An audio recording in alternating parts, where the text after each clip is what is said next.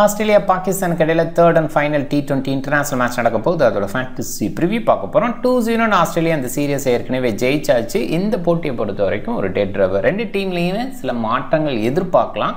Australia பொறுத்த வரைக்கும் டீசெண்டாக விளையாண்டுருக்காங்க. பெஸ்ட்டுன்னு என்னால் சொல்ல முடியல. ஏன்னா பாகிஸ்தானை பொறுத்த வரைக்கும் பவுலிங் பேஸில் பெஸ்ட் அவுட்புட்டை கொடுத்துருக்காங்க.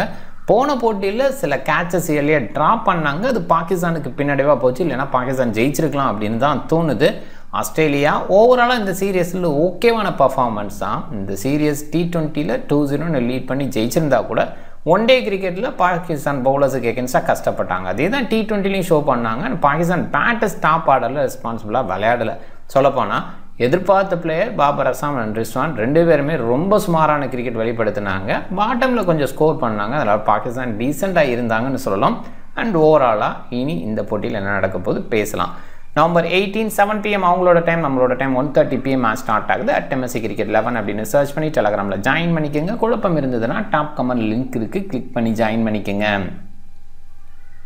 XL11 கமிஷன் குறைவாக எடுத்துருக்கிறதுனால நாம் இன்வெஸ்ட் பண்ணுறதும் குறைவாக பண்ணலாம். அண்ட் லாபம் கண்டிப்பாக நமக்கு பெஸ்ட்டாக கிடைக்குது. மற்ற ஆப்ஸை கம்பேர் பண்ணும்போது பயன்படுத்திங்க. XL11 ஸ்மால் லீக்குக்கு பெஸ்ட்டான ஒரு ஆப்பாக இருக்குது. மினி லீக்ஸ் டீசெண்டாக கொடுக்குறாங்க.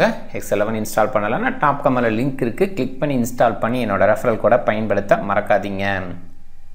ஆஸ்திரேலியா மாற்றம் செய்வாங்களா 11ல்? ஸ்பென்சர் ஜான்சன் போன போட்டியில் 5 wicket ஹால். அது ஆஸ்திரேலியன் ஃபாஸ்ட் பவுலர்ஸில் பெஸ்ட் நம்பர் அப்படின்னு சொல்லணும். ஸ்பின்னர்ஸில் ஆஸ்திரேலியாவுக்கு 2 பெஸ்ட்டு டாப்பில் வச்சுருக்காரு, அது வேறு விஷயம். ஜாம்பா இருக்கார் இவருக்கு முன்னாடி. ஸோ அந்த இடத்துல ஸ்பென்சரை பொறுத்த வரைக்கும் ஃபாஸ்ட் பவுலரில் பெஸ்ட் நம்பர், பெஸ்ட் ஃபிகர் அப்படிங்கிற அந்த இடத்துல இருக்கார். ஸோ இந்த இடத்துல எல்லிஸை வெளியில் தள்ளலாம் அப்படின்னாலும் விளையாட போகிறது ஹோபர்ட்லனால எல்லிஸ் தொடர்வாருன்னு தான் தோணுது. ஏன்னா லோக்கல் பாயா ஹோபர்ட் ஹரிக்கன்ஸுக்காக விளையாண்டுருக்காரு. ஜேவியர் பேர்லெட்டு டீசென்ட் பவுலர், நல்ல பவுலிங் கொடுத்துருக்காரு. அவரே வெளியில் தள்ளுறது கொஞ்சம் ஹார்ஸ் கால். சீனா பாட்டுக்கு எப்படி வாய்ப்பு கொடுக்குறது கொஞ்சம் டஃப்பாக தான் இருக்குது. பார்க்கலாம். இந்த ஸ்வாப் எதுவும் எதிர்பார்க்கணுமா? ஜோஸ் ஃபிலிப்பி டாப் ஆர்டரில் ஷாட்டையோ இல்லை மெக்கர்க்கையோ ரீப்ளேஸ் பண்ணலாம். அது ஒரு எதிர்பார்ப்பு இருக்குது. ஜோஸ் ஃபிலிப்பி பெஞ்சில் இருக்கிற பிளேயருக்கு வாய்ப்பு கொடுக்கணும் அப்படி யோசிக்கலாம். இல்லை சீனா பாட்டை ஹார்டி வச்சு கூட இப்படி கூட யோசிக்கலாம். அது ஓகே. பட் பார்க்கணும் இந்த 2 பேர்த்தில் யாரை வெளியில் தள்ளுறாங்கன்னு. மெக்கருக்கு வாய்ப்பு தொடர்ந்து இருக்கலாம் ஒரு யங்ஸ்டர்னால. மாத்திசால் BBLல சக்ஸஸ்ஃபுல்லாக இருந்திருக்காரு. பட் இன்டர்நேஷ்னல்னு வரும்போது ஆஸ்திரேலியாவில் கொஞ்சம் பெட்டராக விளையாடலாங்கிற ஃபீல் இருக்குது. ஸ்டார்ட் கிடச்சா கூட கன்வெர்ட் பண்ண மாட்டேங்கிறாரு. இந்த கன்வர்ஷன் அப்படிங்கிறது தான் அவரை தொடர்ந்து BBLல சக்ஸஸ்ஃபுல் பேட்டராக வச்சுருக்குன்னு சொல்லலாம். இது இங்கே குறைவாக இருக்குது. பார்க்கலாம் ஜோஸ் ஃபிலிப்பி ஷார்ட்டை எது ரீப்ளேஸ் பண்ணுவாரான்ட்டு. ஷார்ட் மேக்கருக்கு ஓப்பன் பண்ணுறதுக்கான வாய்ப்பு 2 பேருமே டீசென்ட் ஸ்டார்ட் கொடுக்க முடியுது. ஆனால் பெரிய கன்வர்ஷன் இல்லை. ஜோஸ் இங்கிலீஷ் இது வரைக்கும் ஃபெயிலியரை கொடுத்துருக்காரு. இந்த போட்டியில் சக்ஸஸ் பண்ணுவாரான்னு பார்க்கணும். மேக்ஸி, ஸ்டோய்னிஸு, டிம் டேவிட்டு இவங்கெல்லாம் வெளியில் போய் நிறைய கிரிக்கெட் விளையாடுறாங்க. அந்த அனுபவம் இருக்குது. அதை இங்கே கொண்டு வர முடியும். மேக்ஸ்வெல் நல்லா பண்ணியிருக்காரு இந்த சீரீஸில். ஸ்டோய்னிஸோட பேட்டிங் முதல் போட்டியிலேருந்து 2வது போட்டியில் பெருசாக இல்லை. பட் ஸ்டில் பவுலிங் பேஸில் ஓரளவுக்கு ஒரு சில பவுலிங் கொடுக்குறாரு. பெட்டராக பண்ண முடியுமான்னு பார்க்கணும். டிம் டேவிட் ஃபினிஷிங்கில் பெஸ்ட்டாக இருப்பார். பட் ரீசெண்ட் டேஸில் அந்த நம்பரை பார்க்க முடியல. குறைவாக இருக்கிற ஃபீல் இருக்குது. ஆரன் ஹார்டி நல்ல பவுலிங் கொடுக்க முடியும். இன்றைக்கி ஸ்டோய்னிஸை விடுத்துட்டு ஹார்டிக்கு பவுலிங் கொடுக்க போகிறாங்களா? சில நேரத்தில் இந்த மாதிரி ரொட்டேஷனை பார்க்கலாம். அண்ட் ஜேவியர் பேர்லெட்டு, எல்லிஸு, ஜான்சன் எல்லாருமே சூப்பர் பவுலிங் இந்த சீரீஸில் கொடுக்குறாங்க. ஜாம்பா பொறுத்த வரைக்கும் ஆஸ்திரேலியாவோட பெஸ்ட் பவுலர்னு கண்டிப்பாக சொல்லிடலாம். அதில் ஸ்பின் பேஸில் ரொம்பவே கலக்கிறாரு இந்த ஃபார்மேட்டில். பாகிஸ்தான் அதே அவரோட போவாங்களா? இல்லை ஃபாஸ்ட் பவுலர்ஸில் மாற்றம் எதுவும் செய்ய பார்க்குறாங்களா? முக்கியம் போன போட்டியில் இருந்தார். அன்ஆர்த்தடாக்ஸ் ஸ்பின்னர் ஸ்டில் ஆர்த்தடாக்ஸ் மாதிரி தான் வீசினார். ஏன்னா நிறைய நேரங்களில் ரைட் ஹேண்டர்ஸுக்கு விலகி போகிற மாதிரி தான் பால் இருந்தது. ஸோ அந்த பேஸில் யோசிக்கும்போது அவரே தொடரலாம். நல்ல பவுலிங் கொடுக்குறாரு. டொமஸ்டிக்லேயே கன்சிஸ்டன்ட் விக்கெட் டேக்கராக இருந்திருக்கேன். நான் நிறைய ரன்ஸ் கொடுத்து தான் அந்த விக்கெட் டேக்கிங்கில் இருப்பார். பட் இங்கே பார்க்கலாம். கொஞ்சம் ரன்ஸ் கொடுத்தா கூட விக்கெட் எடுக்கிற பவுலர் வேணும்னு நினைக்கிறாங்களா? இல்லை அராஃபத் மினாஸ் மாதிரி ஹிட்டிங் பேஸில் ஒரு batter plus wicket taking bowler அப்படின்னு யோசிக்கிறாங்களா? ஸோ அப்படி இருந்தால் மட்டும் இந்த ஸ்வாப் இருக்கலாம். அண்ட் ஒமைர் யூசுஃபை உள்ளே கொண்டு வர யோசிக்கலாம். ஏன்னா சஹிப்சரா ஃபர்ரான் தொடர்ந்து சொதப்புறாரு. ஸோ அந்த இடத்துல இப்படி ஒரு ஸ்வாப் இருக்கலாம். இல்லை ஹசிபுல்லா கான் நம்பர் 3ல் இருந்திருக்காரு. நல்ல சக்ஸஸ்ஃபுல்லாக இருந்திருக்காரு. முதல் போட்டியில் வாய்ப்பு கிடைச்சிது. அதுக்கப்புறம் போன போட்டியில் தான் முக்கியம் எடுத்து வந்தாங்க. ஸோ ஹசிபுல்லாவுக்கும் மோஸ்ட்லி வாய்ப்பு குறைவுன்னு தான் நினைக்கிறேன். இல்லை ஜஹனாட் கான பேக் எண்டில் ஆட் பண்ணுறாங்களா? ஒரு லெஃப்ட் ஆர்ம் மீடியம், ஒரு அடிஷ்னல் சப்போர்ட் பவுலிங் பேஸில் அப்படிங்கிற அந்த ஆங்கிள் யோசிக்கலாம். ஏற்கனவே 4 பேசர் இருக்கிறதுனால அந்த ஒரு ஆங்கிளில் யோசிப்பாங்களாங்கிறது டவுட்டு. இன்னொரு பக்கம் ஒரு வேளை இர்ஃபான் விளையாடலைன்ற மாதிரி இருந்திருந்தால் அந்த இடத்துல ஒரு ஸ்வாப்பை யோசிச்சிருக்கலாம். பட் போன போட்டியில் கிட்டத்தட்ட கேமை பாகிஸ்தான் சைடு ஒரு பக்கம் திருப்பவும் பார்த்தாரு, வந்துட்டாருன்னே சொல்லலாம். ஸோ ஸோ அந்த இடத்துல ஒரு எக்ஸ்ட்ரா பேட்டர் இருந்து அவர் நல்லா கூட ஃபினிஷ் பண்ணி கொடுத்துருக்கலாம். ஜஹனாட் கான் பாசிபிளாக இந்த சீரியஸில் இனி வாய்ப்பு இல்லைன்ற மாதிரி தான் தோணுது. ரிஸ்வான் பாபர் அசாம் ஓப்பன் பண்ணுவாங்க. 2 பேருமே ரெஸ்பான்சிபிளாக விளையாண்டுருக்கலாம். அந்தளவுக்கு கிரேட்டாக இல்லை, ஒரு நல்ல ஸ்டாப் கொடுப்பாங்க. இங்கே எதிர்பார்ப்பு இவங்க 2 பேர்த்துல இருந்தது. இன்னும் சொல்லப்போனால் இந்த ஃபார்மெட்டில் பாகிஸ்தானோட சக்ஸஸ் ரீசெண்ட் இயர்ஸ் இல்லைன்னா இவங்க 2 பேர்த்தோட அந்த ஓப்பனிங் சக்ஸஸ் தான். அது இல்லவே இல்லை, அதனால தான் தோல்வின்னு சொல்லலாம். அது மட்டும் இல்லை, மிடில் நிறைய இன்எக்ஸ்பீரியன்ஸ்னால் இன்டர்நேஷ்னலுக்கு இன்எக்ஸ்பீரியன்ஸ்னு சொல்லலாம். டொமஸ்டிக்கில் நல்லா விளையாண்டுருக்காங்க. உஸ்மான் கான் எங்கெங்கே விளையாண்டுருக்கார் அப்படின்றது தான் தெரியும். உஸ்மான் கானுக்கான ஸ்டோரியே இருக்குது. யுஏஇக்காக விளையாடுற மாதிரி இருந்தது. யுஏஇக்காக அவங்க நிறைய விஷயங்கள், இவருமே நிறைய விஷயங்கள் யோசிச்சார். அங்கே செக்யூரிட்டி கார்டெல்லாம் ஒர்க் பண்ணார் அப்படிங்கிற விஷயம்லாம் நம்ம கேள்விப்படுறோம். ஸோ அந்த அளவுக்கு இருந்து மறுபடியும் பாகிஸ்தானில் ஒரு வாய்ப்பு கிடைக்குது, ஹோம் நேஷன்லேயே ஒரு வாய்ப்பு கிடைக்குது அப்படிங்கிறது வந்து பெரிய விஷயம். ஸோ அதில் போன போட்டியில் சக்ஸஸ்ஃபுல்லாக இருந்தார். அது தொடரும்னு தான் எதிர்பார்க்குறேன். மிடில் ஆர்டரில் நல்லா பண்ணுவார். இன்னும் சொல்ல போனால் ஓப்பனிங் பொசிஷனில் சக்ஸஸ்ஃபுல்லாக பவர் பிளே யூட்டிலைசராக நிறைய பார்த்துருக்கோம். நல்ல ஸ்ட்ராங் ஹிட்டராகவும் பார்த்துருக்கோம். பார்க்கலாம். ஆகா சல்மான் எதிர்பார்த்த பர்ஃபார்மன்ஸ் கொடுக்கல. பவுலிங் பேஸில் ஒரு வாய்ப்பு கொடுப்பாங்களான்னா அதுவுமே இல்லை. மோஸ்ட்லி இந்த பவுலர்ஸ் நல்லா பண்ணுறதுனால ஆகா சல்மானுக்கு போகிறதில்லை. ஒரு பாயிண்டில் எதிர்பார்க்குற அஃப்ரிடி தான் நல்லா பண்ணல இந்த சீரியஸில். ஸோ அதை பார்க்குறோம். அப்பாஸ் அஃப்ரிடி நல்லா பண்ணியிருக்காரு. ராஃபு முக்கியம் இவங்களாம் நல்லா பண்ணியிருக்காரு. நசீம் சாட்டே ஒரு எதிர்பார்ப்பு இருக்குது. அவரும் ஓரளவுக்கு ஓகேன்னு சொல்லலாம், பெஸ்ட்டுன்னு சொல்ல முடியல. பட் கண்டிப்பாக டீசெண்டான பவுலிங் கொடுத்துட்ருக்காரு. ஒரு சில மேட்சஸ் மட்டும்தான் ஃபெயிலியர் ஆகிறாரு. அண்ட் பேட்டிங் டெப்த் பேஸில் யோசிக்கும்போது அஃப்ரிடி வரைக்கும் இந்த பேட்டிங் டெப்த் இருக்குது, ஓகேன்னு தான் சொல்லணும். அண்ட் மிடில் ஆர்டரில் இன்எக்ஸ்பீரியன்ஸ்னா கூட இர்ஃபான் கான், உஸ்மான் கான் இவங்கெல்லாம் பர்ஃபார்ம் பண்ணுறது பாகிஸ்தான் டீமுக்கு ஒரு பாசிட்டிவ்னு யோசிக்கலாம். பெல்லரி ஓவல் ஹோபர்ட்டில் தான் இந்த போட்டி. ஹோபர்ட்டை பொறுத்த வரைக்கும் பேஸ் அண்ட் பவுன்ஸ் கொடுக்குற ட்ராக்கு கண்டிஷன் க்ளௌடியாக இருக்குது. பட் மோஸ்ட்லி மழை இல்லைன்னு தான் சொல்லணும். 12 போட்டியில் 7 பேட் ஃபஸ்ட்டு, 5 சேசிங்கு, ஓரளவுக்கு டீசென்ட் பேட்டிங் ட்ராக்னு சொல்லலாம். நல்ல நம்பர்ஸ் வரும்போது அந்த பேட் ஃபஸ்ட்டு டீம் ஜெயிக்கிறாங்க. கொஞ்சம் டவுனாக இருந்தால் சேஸ் பண்ணுற டீம் ஜெயிக்கிறாங்க. 164 ஆவரேஜும் போது கண்டிப்பாக நல்ல பேட்டிங் ட்ராக்னு தான் சொல்லணும். 12 போட்டிக்கு அப்புறமா 213க்கு 4 அப்படிங்கிற ஸ்கோராக ஹை ஸ்கோராக ஆஸ்திரேலியா அடிச்சிருக்காங்க. 190க்கு அபவாக 2 டைம்ஸ் வந்திருக்கு. அதில் 213 ஒரு ஸ்கோரு. வெஸ்ட் இண்டீஸ் 118க்கு 10 அப்படின்னு ஆல் அவுட் ஆகிருக்காங்க. ஸ்ப்ரெட் ஆகிருக்கு. டிஃப்ரெண்ட்டாக தான் ஸ்கோரிங் பேட்டர்ன் இருந்திருக்கு. 150 பிலோவாக 4 டைம்ஸ்னாலும் 150 to 170 அந்த இடத்துல 3 டைம்ஸ், 170 to 190 இந்த ரேஞ்சில் 3 டைம்ஸ் அப்படிங்கிற மாதிரி டிஃப்ரெண்ட்டாக தான் இருந்திருக்கு. அண்டு ஒரு பக்கம் 50+ அப்படின்னு பார்க்கும்போது 17 முறை 50+ ஸ்கோர் வந்திருக்கு. ஸோ அதில் ஒரு செஞ்சுரி யார் அடிச்சிருக்காங்கன்னா மேக்ஸி தான். ஸோ அதை பார்க்குறோம். அண்டு விக்கெட் டேக்கிங் பேஸில் 15 டைம்ஸ் வந்திருக்கு 3+ விக்கெட்ஸு. அதில் 4+ விக்கெட்டு 3 டைம்ஸ் வந்திருக்கு. ஃபாஸ்ட் பவுலர்ஸ் தான் 4+ விக்கெட்ஸ்லாம் எடுத்திருக்காங்க. ஸ்பின்னர்ஸ் ஓரளவுக்கு வந்திருக்காங்க. நான் சொல்லப்போனால் ஸ்பின்னர்ஸ் நிறைய இருந்திருக்காங்க 3+ விக்கெட் அந்த ரேஞ்சில். ஸோ அதை பார்க்குறோம். இல்லை ஜாம்பாவும் வந்திருக்கார், ஞாபகம் இருக்கட்டும். And Maxi 1 second wicket taking பேஸ்லேயே இருந்திருக்கார். ஸோ அது பார்க்கணும். 3+ விக்கெட் இவருமே எடுத்திருக்கார்.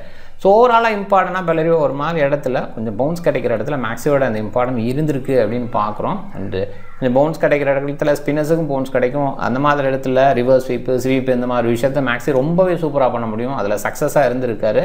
அவர் அடித்த 5 செஞ்சுரி T20யில் 1 ஆஃப் த செஞ்சுரி பெல்லரியோ ஓவரில் இருந்திருக்கு. அதில் நாட் அவுட்டாக இருந்திருக்கு. அது ஒரு இடத்துல பார்க்கும்போது அந்த ஒரு மேட்ச் சக்ஸஸ்னா கூட இன்னும் 2 மேட்ச் விளையாண்டதில் ஃபெயிலியர் ஆயிருக்காரு. 20-10 அப்படின்ற மாதிரி ஸ்கோர் அடிச்சிருக்கார். அதையுமே நம்ம மைண்ட் பண்ண வேண்டியது இருக்குது.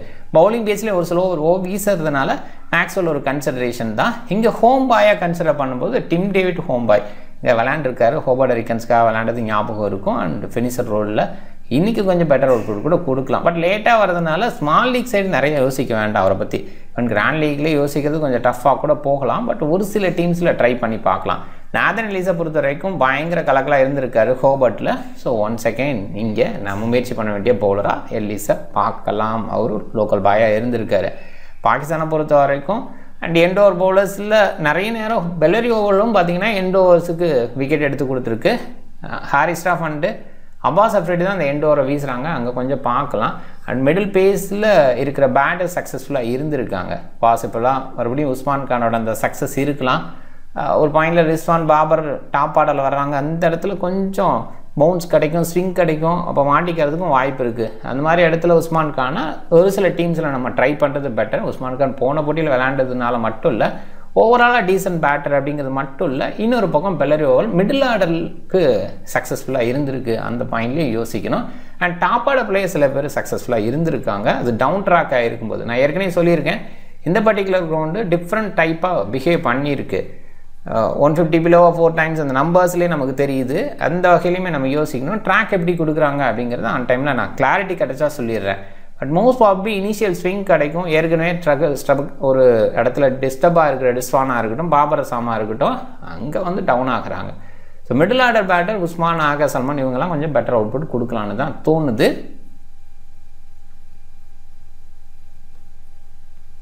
ஃபோர்வர் பவுலர்னு யோசிக்கும்போது Adam Samba, Ellis, Spencer Johnson இவங்களுக்கு முழுமையாக கோட்டா கிடைக்கும். அஃப்ரிடி, நசீம் ஷா, ஹாரிஸ் ராஃப் இந்த சைடு யோசிக்கணும். அப்பாஸ் அஃப்ரிடியும் கொஞ்சம் அந்த இடத்துல வந்துடுறாரு. மோஸ்ட்லி இந்த 5 பவுலர் ஸ்டிக்கில் பாகிஸ்தான் போவாங்க.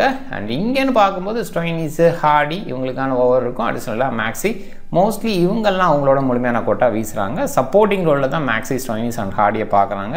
இல்லை ஹார்டியை கன்சிடர் பண்ணாமல் இருக்காங்க. இந்த போட்டியில் ஹார்டியை கொஞ்சம் கன்சிடர் பண்ணுவாங்கன்னு தான் தோணுது. ஸ்டோயினிஸு, எல்லிஸு ஸ்லாகில் வீசுகிறாங்க. அண்ட் அப்பாஸ் அஃப்ரிடி, ஹாரிஸ் ராஃப் போன போட்டியில் ஸ்லாகில் வீசுனாங்க. சில நேரங்களில் சஹின் அஃப்ரிடி எண்டில் வந்து வீசுறதுக்கும் வாய்ப்பு இருக்குது. இங்கிலீஷு, டிம் டேவிட்டு பிக் பேஸில் குறைவாக இருக்காங்க. இங்கிலீஷ் இந்த மாதிரி போன்ஸி ட்ராக் அதை கொஞ்சம் மைண்ட் பண்ணிக்கோங்க. நம்ம விளையாடுறது ஹோவர்டு அப்படிங்கும்போது கண்டிப்பாக போன்ஸ் கிடைக்கும். அந்த மாதிரி இடத்துல ஜோஸ் இங்கிலீஷ் பயங்கர சக்ஸஸாக இருந்திருக்காரு. அண்ட் டிம் டேவிட்டு ஒரு பாயிண்டில் சின்னதாக ட்ரை பண்ணுங்கள் கிராண்ட் லீக்கில். நசீம் ஷா முக்கியமாக குறைவாக பிக் பண்ணியிருக்காங்க. இவங்கெல்லாம் கொஞ்சம் சக்ஸஸ்ஃபுல்லாக இருக்க முடியும். கொஞ்சம் ரன்ஸுக்கு போனால் கூட சொல்லப்போனால் நிறைய நேரங்களில் சஹின் அஃப்ரிடி, ஹாரிஸ் ராஃபை கன்சிடர் பண்ணுற மாதிரி நசீம் ஷாவை கன்சிடர் பண்ண மாட்டோம். பட் ஈக்குவலாக பர்ஃபார்ம் பண்ணுவார். இப்போ அப்பாஸ் அஃப்ரிடியும் சேர்ந்து பர்ஃபார்ம் பண்ணுறதுனால நசீம் ஷா ரொம்ப டவுனான பிக்கில் இருக்கார். கொஞ்சம் கன்சிடர் பண்ணலாம் கிராண்ட் லீக்கில். முக்கியமாக பொறுத்த வரைக்கும் விக்கெட் டேக்கிங் பவுலர். கொஞ்சம் ரன்ஸுக்கு போவார், அதில் பிரச்சனையே இல்லை. நமக்கு தேவை விக்கெட்டு. மேக்ஸி, அப்பாஸ் அஃப்ரிடி, ஹாரிஸ் ராஃபை நிறைய பேர் கேப்டனாக ட்ரை பண்ணியிருக்காங்க. அப்பாஸ் அஃப்ரிடி பேட்டிங்லேயே வராரு. முதல் போட்டியில் பேட்டிங்கில் நல்லா பண்ணார். பவுலிங் பேஸில் விக்கெட் எடுக்கிறாரு. ஸோ இந்த பேஸில் யோசிச்சு அப்பாஸ் அஃப்ரிடி கொஞ்சம் ஹையாக எடுத்திருக்காங்க. ஓவரால் அந்த சீரியஸில் பாயிண்ட் எடுத்து கொடுத்துருக்காரு அப்படின்ற பேஸ்லேயே எடுத்திருக்காங்க. மேக்ஸி ஆப்வியஸாக இந்த போட்டிக்கு முன்னாடியே நிறைய பேர் எடுத்திருந்தாங்க. அண்ட் பவுல் போனாரா அதெல்லாம் யோசிக்கல. அவரோட பாயிண்ட் ஹெவியாக இருக்குது. முதல் போட்டியில் மழை காரணமாக ப்ரொமோட் பண்ணாங்க, அங்கே சக்ஸஸ்ஃபுல்லாக இருந்தார். போன போட்டியிலையும் பேட்டிங்கில் டீசெண்டாக இருந்தார். ஆனால் அந்த இடத்துல அவரை கேப்டனாக ட்ரை பண்ணியிருக்காங்க. இந்த கிரவுண்டு ஏற்கனவே அவருக்கு சக்ஸஸை கொடுத்துருக்கு அப்படிங்கிற பேஸ்லேயும் நம்ம முயற்சி பண்ணலாம். ஹாரிஸ் ராஃப் ஆப்வியஸாக பெஸ்ட்டாக இருந்திருக்காரு. ஒன் டே சீரியஸில் இந்த ஃபார்மை இங்கேயுமே கண்டினியூ பண்ணுறாரு. அண்ட் பிபிஎல் எக்ஸ்பீரியன்ஸும் ஒரு அனுபவத்தை கொடுக்கும் அப்படின்னு தான் நினைக்கிறேன். ஷார்ட்டு, ஜோஸ் இங்கிலீஷு, நேதன் எல்லிஸை கொஞ்சம் முயற்சி பண்ணலாம். நேதன் எல்லிஸ் ஹோம் பாய் அப்படிங்கிறதுனால கொஞ்சம் கன்சிடர் பண்ணலாம். மாத்யூ ஷாட் கொஞ்சம் பவுன்சி ட்ராக்கில் பெட்டராக விளையாடுவார். இங்கே சக்ஸஸ்ஃபுல்லாக இருந்திருக்காரு அப்படின்றதுனால அதே தான் வந்து ஜோஸ் இங்கிலீஷ் சைடுன்னு சொல்லணும். டாப் ஆர்டரில் வராரு. நிறைய பேர் பவுலர் சைடு போவோம். இந்த சீரியஸை பொறுத்த வரைக்கும் பவுலர்ஸ் கேமாக தான் இருந்திருக்கு. அது ஒன் டேவாக இருக்கட்டும், T20 இருக்கட்டும், அப்படி தான் போயிருக்கு. கொஞ்சம் பெட்டரான பேட்டிங் ட்ராக்காக இருக்கிறதுக்கும் வாய்ப்பு இருக்குது. ஜோஸ் இங்கிலீஷ் அண்ட் நேதன் எல்லிஸை கேப்டன் இஸ் கேப்டன் ரேஞ்சுக்கு கிராண்ட் லீக்கில் ட்ரை பண்ணுங்கள். டீம் பாருங்கள், டஃப் டீம். ஏன்னா பாகிஸ்தான் பேட்டரை கன்சிடர் பண்ணல, பாகிஸ்தான் பவுலர்ஸை தான் கன்சிடர் பண்ணியிருக்கேன். இது வரைக்கும் அப்படி தான் போயிருக்கு. மிடில் ஆர்டர் பேட்டர் கொஞ்சம் பேட் பண்ணியிருக்காங்க. ஸோ அதனால தான் அவங்களோட சக்ஸஸ் இருந்திருக்கு. பவுலர்ஸ் கேமாக தான் ஓவராலாகவே இந்த சீரிஸ் போயிட்டுருக்கு. அது ஒன் டே ஃபார்மேட்டாக இருக்கட்டும், T20 ஃபார்மேட்டாக இருக்கட்டும். அதனால் மறுபடியும் ஒன் செகண்ட் நான் பவுலர்ஸை கவர் பண்ணி தான் போயிருக்கேன். மேக்ஸியை கேப்டனை ட்ரை பண்ணியிருக்கேன். அதுக்கு முன்னாடி நல்லா சக்ஸஸ் கொடுத்துருக்கிறதுனால கொஞ்சம் டிஃப்ரெண்ட்டாக யோசிக்கணும்னா யோசிங்க. எல்லிஸை வைஸ் கேப்டனாக ட்ரை பண்ணியிருக்கேன். இங்கே அவருக்கு ஹோம் அப்படின்றதுனால ஹோம் நல்லா பர்ஃபார்ம் பண்ணிடுவார், கான்ஃபிடென்ட்டாக இருப்பார் அப்படிங்கிறது தான் என்னோட எதிர்பார்ப்பு. அப்படி இருக்கும்லாம் கான்ஃபிடென்ட்டாக என்னால் உங்களுக்கு கொடுக்க முடியாது. நீங்கள் கொஞ்சம் டிஃப்ரெண்ட்டாக யோசிச்சு பாருங்கள். ஜாம்பா இதுக்கு முன்னாடி இங்கே சக்ஸஸ் பண்ணியிருக்காரு. அந்த பேஸில் கொஞ்சம் யோசிக்கலாம். அது மட்டும் இல்லை, ஓவராலாகவே அவர் வந்து ட்ரீம் டீமில் வந்துடுறாரு. பேட்லெட்டு, ஜான்சன் இவங்கெல்லாம் போன போட்டியில் இருந்ததுலேருந்து ஒரு கான்ஃபிடென்ட் எடுத்துப்பாங்க. அண்ட் அது தொடரும் நம்புகிறேன். அஃப்ரிடி, நசீம் ஷா, அப்பாஸ் அஃப்ரிடி அண்ட் ஹாரிஸ் ராஃப் அவங்களோட முழுமையான கோட்டா வீசுகிறாங்க. இது போதும் கிட்டத்தட்ட. ஸோ அந்த பேஸில் உங்களை எல்லாமே எடுத்திருக்கேன்.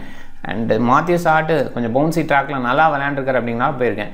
இங்கே பாபர் அசாம், ரிஸ்வானை மிஸ் பண்ணுறதுக்கு ஹாஸ் தான். பட் என்ன பண்ணுறது, அவங்க தொடர்ந்து பர்ஃபார்ம் பண்ணாமல் இருக்கும்போது மிஸ் பண்ணி ஆகணும். ட்ரை பண்ணுங்கள். கொஞ்சம் பேட்டிங் பேஸில் ஒரு டீமை ட்ரை பண்ணி டிஃப்ரெண்ட்டாக யோசிச்சு பாருங்கள். அது கொஞ்சம் கிளிக் ஆகவும் வாய்ப்பு இருக்குது. பட் பவுலர்ஸ் கேமாக தான் ஸ்மால் லீக்குக்கு நம்ம யோசிக்கிற மாதிரி இருக்குது. ஏன்னா நீங்கள் பிக் பர்சன்டேஜை பார்த்தீங்கன்னாவே பவுலர்ஸை தான் அதிகமாக பிக் பண்ணியிருக்காங்க. முன்னாடியெல்லாம் ஃபேண்டசி விளையாடுறவங்க பவுலர் சைடே திரும்ப மாட்டாங்க. மேக்ஸிமம் பேட்டர்ஸை கவர் பண்ணுவாங்க. இந்த மினிமம் 3 பவுலர்ஸ் அப்படின்னு பிக் பண்ண சொல்கிறதுனால தான் டாப் 3 பவுலர்ஸ் அப்படின்ற மாதிரி பிக் பண்ணுவாங்க. பேட்டர்ஸுக்கு அவர் தான் போகும். அது ஒன் டே ஃபார்மேட்டில் அது ஓரளவுக்கு ஓகேன்னு சொல்லலாம். பட் T20 ஃபார்மேட்டுக்கு அது வந்து சக்ஸஸ்ஃபுல்லான ஒரு இது கிடையாது. ஸோ நிறைய நேரங்களில் பவுலர்ஸ் தான் கேமுக்குள்ளே வருவாங்க. T20ல் ஓரளவுக்கு ஸ்கோர் ஒரு 170 ரேஞ்ச் வந்தால் கூட அப்பயுமே பவுலர்ஸ் கேமாக தான் இருக்கும். விக்கெட் பேஸில் நிறைய விக்கெட் வந்து விழுந்தது அப்படின்னா அந்த பாயிண்ட்ஸு பவுலர் சைடு போகும். பட் ரீசெண்டாக பார்க்கும்போது பீப்புள் நிறைய அண்டர்ஸ்டாண்ட் பண்ணிக்கிறாங்க இந்த ஃபேண்டசியை. அதனால தான் பவுலர் சைடும் நிறைய எடுக்கிறாங்க. ரீசெண்டாக இந்த சீரியஸில் பார்த்தீங்கன்னாவே நல்லாவே தெரியுது. இந்த போட்டியில் நீங்கள் போய் ட்ரீம் 11 இருக்கட்டும் இல்லை எந்த ஆப்பாக இருக்கட்டும், பவுலர்ஸ் அதிகமாக கவர் பண்ணி டீமை செட் பண்ணுறாங்க. அவங்களோட பர்சன்டேஜ் பிக் ரொம்ப அதிகமாக இருக்குது. ஸோ மைண்ட் பண்ணிக்கிங்க, நீங்கள் டிஃப்ரெண்ட் டீமை ட்ரை பண்ணணும். அண்ட் பேட்டர்ஸ் பேஸில் கொஞ்சம் ட்ரை பண்ணால் கொஞ்சம் வித்தியாசமாக ட்ரை பண்ணுற மாதிரி ஒரு விஷயமா இருக்கும் இந்த போட்டியை பொறுத்த வரைக்கும். அதனால் முயற்சி பண்ணுங்கள். நீங்கள் டிஃப்ரெண்ட் டீமை ட்ரை பண்ணுங்கள். இந்த வீடியோ பிடிச்சிருந்தா லைக் பண்ணுங்கள், உங்கள் ஃப்ரெண்ட்ஸுங்களுக்கு ஷேர் பண்ணுங்கள். சேனலை சப்ஸ்கிரைப் பண்ண மறக்காதீங்க. மிக்க நன்றி.